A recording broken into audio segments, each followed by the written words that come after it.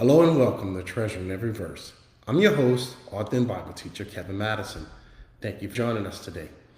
Okay, friends, we're back, and we're going to get right back in our series on the book of Revelation. And one of the things that we were talking about, I had mentioned to you guys about the Lord Jesus Christ. And we were talking really about this right here. And in the book of Revelation, we're on chapter 2, we are on the first church of Ephesus, and guess what? We're on the last verse. So we dealt with all the things that God said to his church, very deep, friends.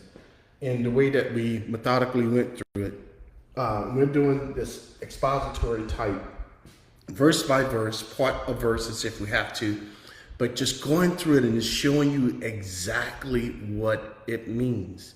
And you're going to see it clearly as we deal for the second time with this part right here. Now, Jesus is talking to the church. Again, look at what he says. He who has an ear. Most people think he's just talking about this thing right here on the side of our head. No. Number one, you and I are dead in trespasses and sins. People who are dead in trespasses and sins cannot hear. Okay? Second, Jesus said that my words are what? Spirit and truth. All right?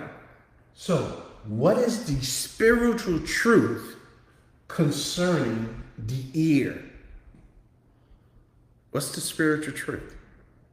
The spiritual truth is God said that the spirit of man is the candlelight of the Lord. Not once, nowhere in scriptures does God talk and refers to your body. So he is not talking anatomy. How in the world then can a spirit have an ear? We showed it right here. We started the process and we went right here back to this part in the Old Testament. Now, we walked through this, so I'm just going to read it to set the context for tonight. Now, as I was explaining this 2 sessions ago, we were talking about slavery. And apparently, this type of teaching hits a nerve with some people, even though what's written in the book is exactly what I said.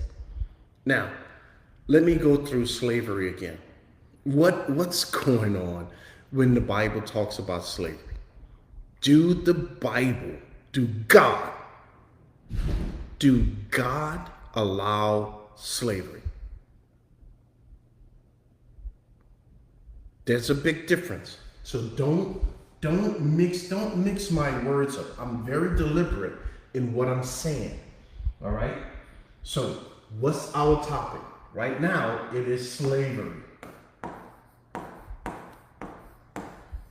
Okay? The question is, does God allow slavery?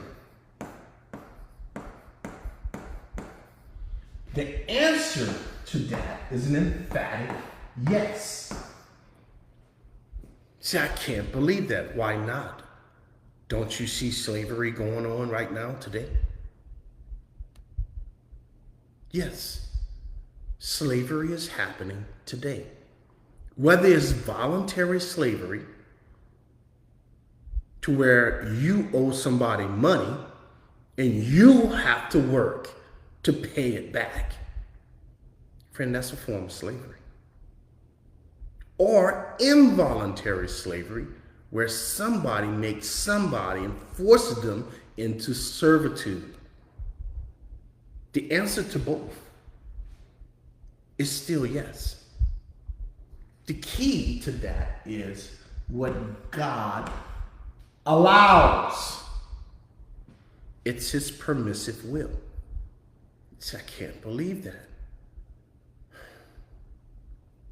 It's not about what you and I believe. is what the Bible teach. Okay. Now, here's the second question. Does God ordain slavery? Meaning, is God the author of slavery? The answer to that is absolutely, positively no. In any way. Do you understand the difference? Where God is responsible and teaches people and commands people to go make slaves of others. The answer to that is no.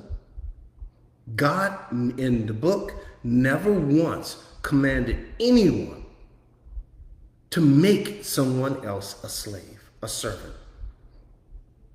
God in the book never once commanded anyone to make themselves a slave involuntarily. In the beginning, it was not so. In the beginning, yes. In the Garden of Eden, there were no slaves, friends. That's the perfect world. The perfect world had no slaves. The perfect world had a father, who happens to be God, and children, who happens to be Adam and Eve. There were no slaves.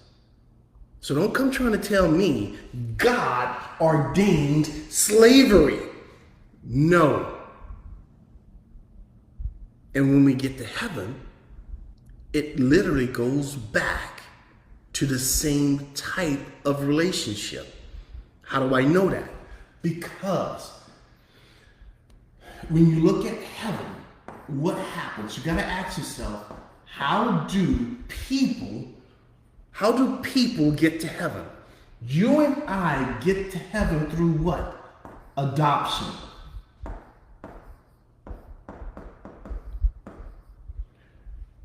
You get to heaven through adoption.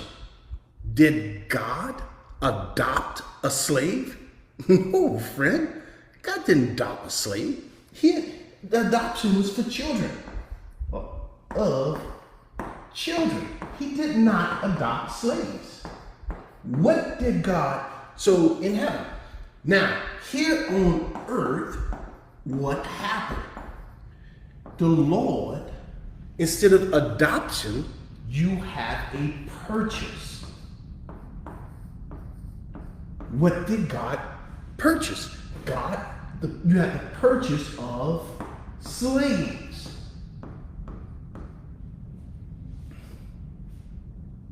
You see what he's doing? So let's start another, break this down really slow.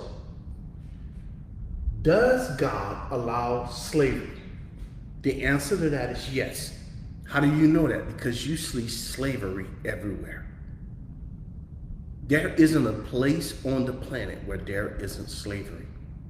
If you owe anything to anyone, you are a slave until that debt is paid.